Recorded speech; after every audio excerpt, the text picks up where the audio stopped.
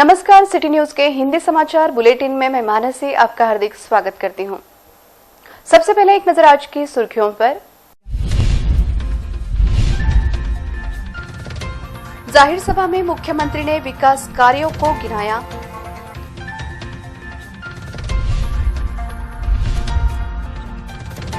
भारतीय रेल द्वारा मतदाता जागरूकता अभियान।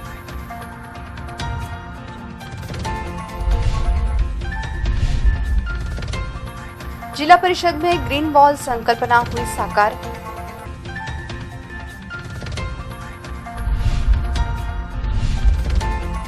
जाहिर सभा के पहले पंडाल हुआ धराशायी।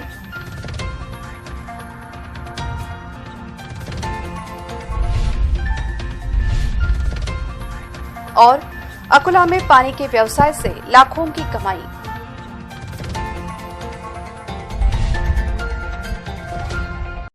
अब समाचार विस्तार से। अकोला के डाबकी रोड स्थित अंबेडकर मैदान पर राज्य के मुख्यमंत्री देवेंद्र फडणवीस की जाहिर सभा ली गई। इस सभा में मुख्यमंत्री ने मोदी सरकार की उपलब्धियों को गिनाते हुए कांग्रेस के घोषणा पत्र पर तीखा प्रहार किया। गुरुवार को अकोला के अंबेडकर मैदान पर राज्य के मुख्यमंत्री देवेंद्र फडणवीस की जाहिर सभा ली गई। यह जाहिर सभा भाजपा, शिवसेना व समर्पित पार्टियों के उम्मीदवार संजय धोत्रे के प्रचार के लिए ली गई थी। इस जाहिर सभा में मुख्यमंत्री ने मोदी सरकार द्वारा किए गए विकास कार्यों की जानकारी दी। इस सभा में जनधन योजना, स्वच्छ भारत अभियान, उज्ज्वला योजना, प्रधानमंत्री आवास योजना, मुद्रा योजना, आयुष्मान भारत योजना, श्रमेव योजना, प्रधानमंत्री किसान योजना, किसानों की पेंशन योजना, किसानों को बिना ब्याज कर्ज, किसान चेतना योजना, अकोला खंडवा ब्रॉडगेज, एयर व सर्जिकल स्ट्राइक आदि पर प्रकाश डाला। इस जाहिर सभा में मुख्यमंत्री ने कांग्रेस के घोषणा पत्र को भी आड़े हाथों लेते हुए तीखा प्रहार किया। इस जाहिर सभा में भाजपा शिवसेना प्रत्याशी संजय धोत्रे समेत भाजपा शिवसेना के पदाधिकारी प्रमुखता से उपस्थित थे। सभा में हजारों नागरिकों ने अपनी उपस्थिति दर्शाई थी। आई म्हणाली होती गरिबी हटव, गरिबी वाढली, हटली नाही। आता तुम्ही काय खाऊन गरिबी या ठिकाणी हटवणार आहे? राहुल गांधी, तुम्ही काय खाऊन या ठिकाणी गरिबी हटवणार आहे? अरे तुम्ही गरिबी हटवली, पण आपल्या नेत्यांची, चेल्या चपाट्यांची, सामान्य माणसाची गरिबी ती तुम्ही कधीच हटवली नाही। काय काय भाषण करून राहिले? राहुल गांधी सांगून राहिले गरिबी हटवू, गरीबाला 72,000 रुपये देऊ। अरे कुठनं देणार आहे? त्यांना विचारलं पत्रकारांनी, राहुल गांधी सांगा तुम्ही कुठनं देणार आहे? ते बोलायलाच तयार नाही, म्हणाले देऊन टाकू। चिदंबरम होते बाजूला, त्यांना विचारलं पत्रकारांनी, म्हणाले अहो चिदंबरम, तुम्ही तर देशाचे अर्थमंत्री होतात ना, मग तुम्ही सांगा राहुल गांधी म्हणतात गरीबाला 72,000 रुपये देऊ, कुठनं देणार आहे? चिदंबरम म्हणाले काय की आता गेल्या 2-3 वर्षात तिजोरीत पैसा येतोय, पुढच्या 2-3 वर्षात अजून येणार आहे, मग आला की आम्ही वाटून टाकू। अरे वा रे वा, मोदींनी काळा पैसा जप्त करायचा, तिजोरी ताळायचा, आणि वाटायला तुम्ही कशाला पाहिजे? मोदी आहेत ना, गरीबाला पैसा वाटायचा तर मोदी त्या ठिकाणी वाटतील। यांच्याजवळ नीती नाही, नियम नाही, धोरण नाही। भारतीय जनता पक्षाचा झेंडा फडकवला आणि आता चौथ्यांदा रेकॉर्ड मतांनी भारतीय जनता पक्षाचा झेंडा फडकावला। देश के सबसे बड़े त्योहार लोकसभा चुनाव में मतदान की संख्या बढ़े, इसके लिए मतदाताओं में जन जागृति की जा रही है। इसके लिए भारतीय रेल द्वारा भी अपना योगदान दिया जा रहा है।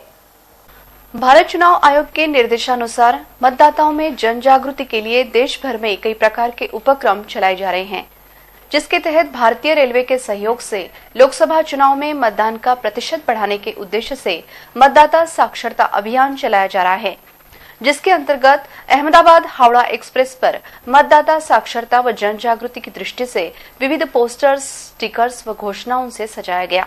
गुरुवार को इस गाड़ी का अकोला रेल स्थानक पर आगमन हुआ। अकोला रेल स्थानक के प्लेटफॉर्म क्रमांक 2 पर जिलाधिकारी व जिला चुनाव निर्णय अधिकारी जितेंद्र पापलकर के हाथों फ्लैग ऑफ कार्यक्रम संपन्न किया गया। इस अवसर पर चुनाव आयोग के निरीक्षक विनोद सिंह गुंजियाल, चुनाव अधिकारी राजेश खवले, जिला उपनिबंधक गोपाल मावले, अकोला रेल स्थानक के प्रबंधक ब्रिजेश कुमार, जिला माहिती अधिकारी कोतरवार उपस्थित थे। इसके संदर्भ में जिला चुनाव निर्णय अधिकारी जितेंद्र पापलकर ने सिटी न्यूज से बोलते हुए जानकारी दी।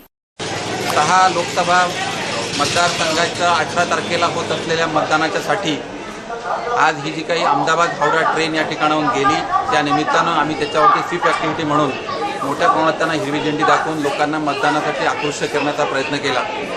अकोला मतदारसंघात आज जवळजवळ 18,53,000 मतदार या लोकसभेच्या मतदानासाठी पात्र असून आम्ही त्यामध्ये सर्व दिव्यांग वोटर, तरुण वोटर आणि इन्फॉर्म वोटर या सर्वांना या निमित्तानं आवाहन करतो की सर्व मतदारांनी या मतदानाच्या प्रक्रियेमध्ये सहभागी व्हावं व आपल्या पसंतीचा उमेदवार निवडून त्यांना या लोकशाही प्रगल्भ करण्यासाठी सर्वांनी मदत करावी असं मी या ठिकाणी आवाहन करतो. अकोला जिला परिषद में ग्रीन वॉल की संकल्पना को साकारा जा रहा है, जिसके तहत जिला परिषद के सभी विभागों की दीवारों को ग्रीन वॉल के रूप में तैयार किया जाएगा. अकोला जिला परिषद के मुख्य कार्यकारी अधिकारी आयुष प्रसाद के मार्गदर्शन में व विशेष कार्याधिकारी डॉक्टर मिताली सेठी की संकल्पना से जिला परिषद के गलियारे में पहली बार ही ग्रीन वॉल की संकल्पना को साकारा गया, जिसके तहत प्लास्टिक की वेस्ट बोतल को जमाकर विशेष प्रकार से काटकर बोतलों को हरा व पीला रंग देकर उसमें मिट्टी व कंपोस्ट खाद डालकर विभिन्न प्रजाति के छोटे छोटे पौधे दीवार पर 3-3 के अनुसार बोतलों को लगाया गया. जिला परिषद के प्रत्येक विभाग में इस प्रकार की ग्रीन वॉल तैयार की जाएगी, जिसके कारण ग्रीष्मकाल में ठंडक मिलेगी और वृक्ष संवर्धन भी होगा. इस ग्रीन वॉल संकल्पना का उद्घाटन विभागीय आयुक्त पीयूष सिंह के हाथों किया गया. इस अवसर पर मुख्य कार्यकारी अधिकारी आयुष प्रसाद, विशेष कार्याधिकारी डॉक्टर मिताली सेठी, अतिरिक्त मुख्य कार्यकारी अधिकारी विलास खिल्लारे आदि उपस्थित थे. इस उपक्रम की जानकारी मुख्य कार्यकारी अधिकारी आयुष प्रसाद ने सिटी न्यूज से बोलते हुए दी. आज एक हँगिंग गार्डनचा एक नाविन्यपूर्ण उपक्रम आपण राबवलेला आहे. या उपक्रमासाठी मी श्रीमती मिताली सेठी मॅडमचं मी अभिनंदन करतो.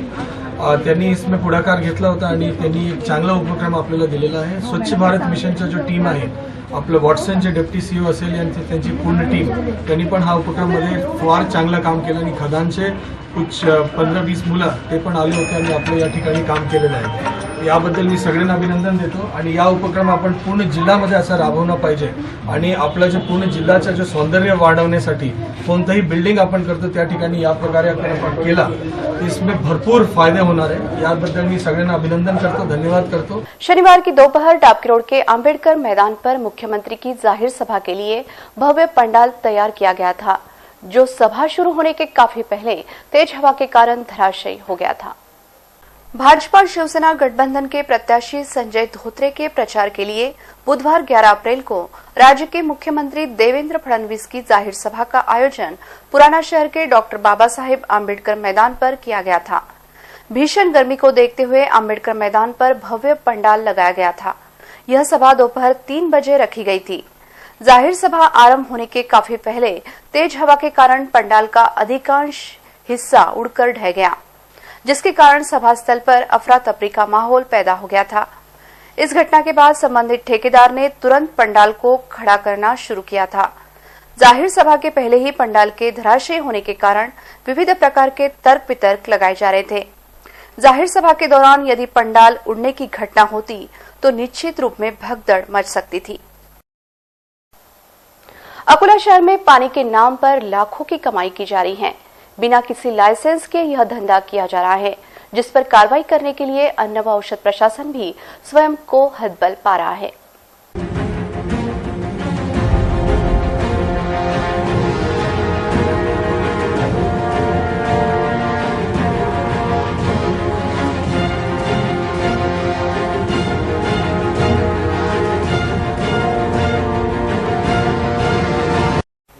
अकोला शहर में पानी का व्यवसाय तेजी से फल फूल रहा है. अकोला शहर में कुछ साल पहले तक गिनती के पानी विक्रेता कैन के माध्यम से केवल ग्रीष्मकाल में अपना व्यवसाय करते थे, परंतु अब 12 महीने पानी का व्यवसाय कर प्रतिमाह लाखों की कमाई की जा रही है. अकोला शहर में 300 से अधिक पानी विक्रेता हैं, जो कैन की सहायता से पानी की बिक्री कर रहे हैं. सबसे बड़ी हैरानी वाली बात यह है कि एक भी पानी विक्रेता के पास अन्न व औषध प्रशासन का लाइसेंस नहीं है. जितने भी पानी विक्रेता है वे अपने उत्पादन पर ड्रिंकिंग वाटर नहीं लिख रहे हैं, जिसके कारण वे कानून के दायरे से बच रहे हैं. 1 से 1.5 लाख रुपयों की लागत से कोल्ड वाटर का प्लांट तैयार किया जाता है और उसके बाद पानी का व्यवसाय शुरू किया जाता है. अकोला शहर की अधिकांश दुकानों में मासिक के हिसाब से पानी की कैन सुबह दोपहर के समय पहुंचा दी जाती है.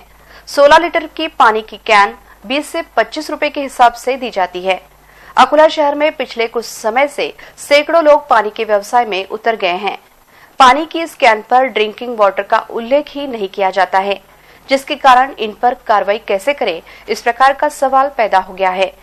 केवल महानगर पालिका का लाइसेंस और शॉप एक्ट का लाइसेंस बनाकर सीधे पानी का व्यवसाय किया जा रहा है, जबकि इसके लिए कई विभागों की अनुमति के साथ लाइसेंस लेना जरूरी होता है।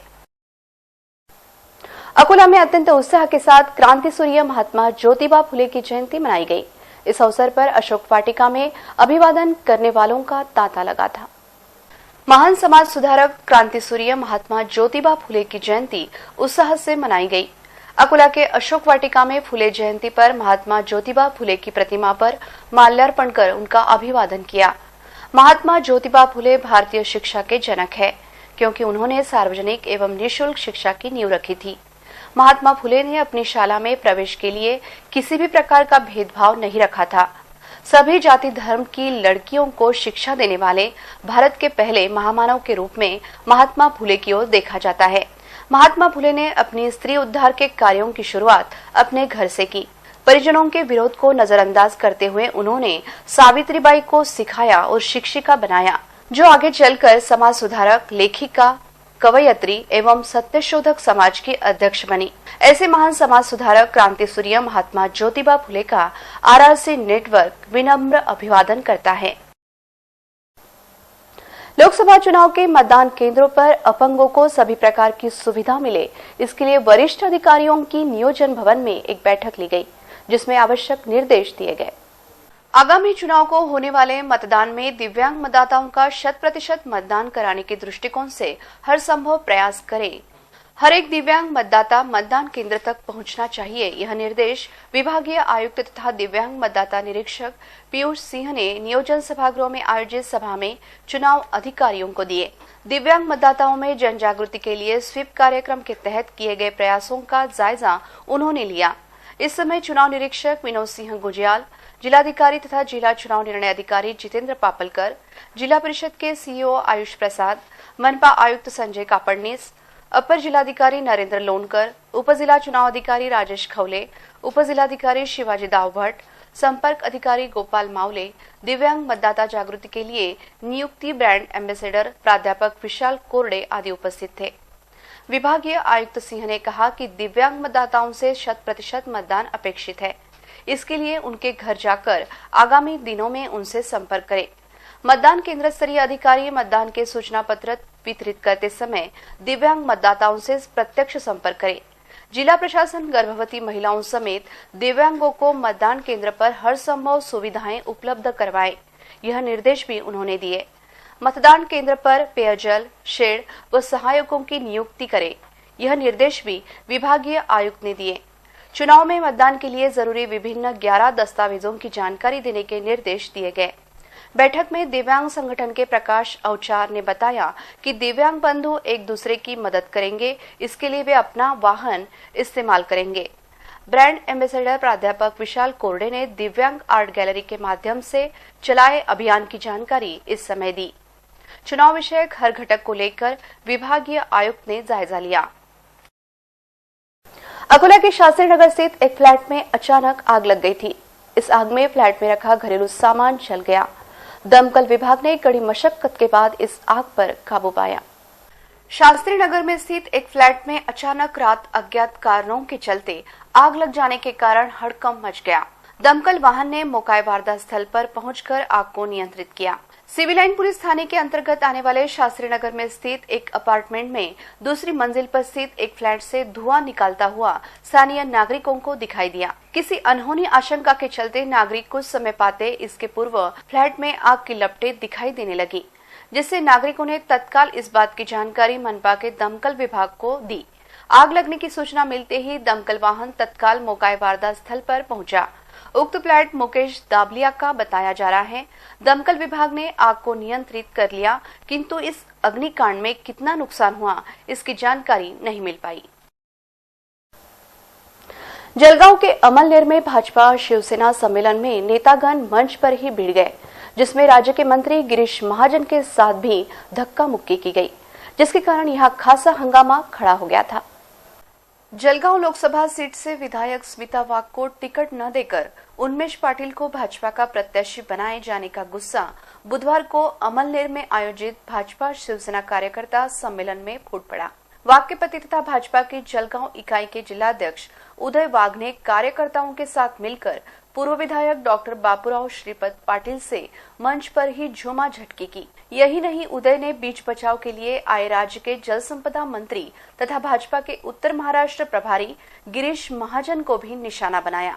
जिला भाजपा में चल रही अंदरूनी गुटबाजी उफान पर तब आई जब भाजपा ने वर्तमान सांसद एटी पाटिल का टिकट काटकर विधान परिषद सदस्य स्मिता वाघ को इस सीट से प्रत्याशी बनाया। नाराजी एटी पाटिल ने बगावत के सुर बुलंद कर पारोला में आयोजित कार्यकर्ता सम्मेलन में मंत्री महाजन और उदय वाघ पर उनके खिलाफ षड्यंत्र रचने का आरोप लगाया। इसी सम्मेलन में अमलनेर के पूर्व विधायक बापूराव पाटिल ने वाघ पर कड़ा आपत्तिजनक कटाक्ष भी कर दिया था।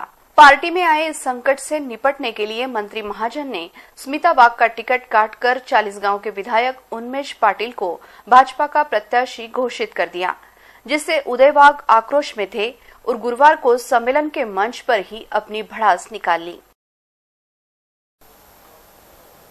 देखते हैं आज का सुविचार और जानते हैं हेल्थ फॉर ब्यूटी टिप्स।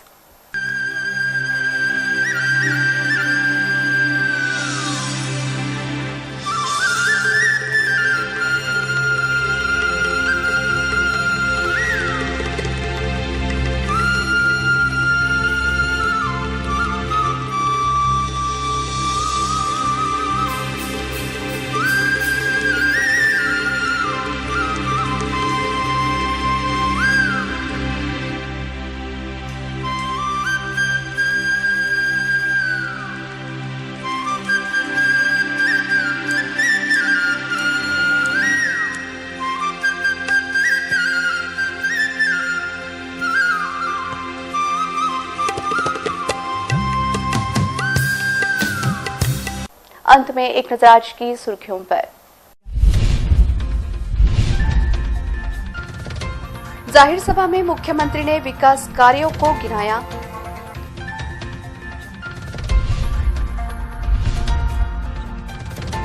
भारतीय रेल द्वारा मतदाता जागरूकता अभियान।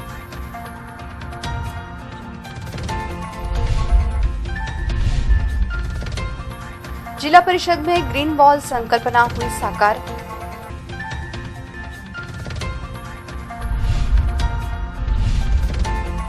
जाहिर सभा के पहले पंडाल हुआ धराशायी।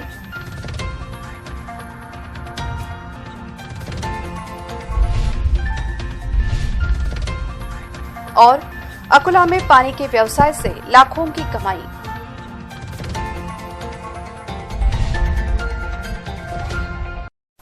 फिर मिलेंगे शहर की ताजा जानकारी तथा महत्वपूर्ण घटनाओं के साथ। नमस्कार।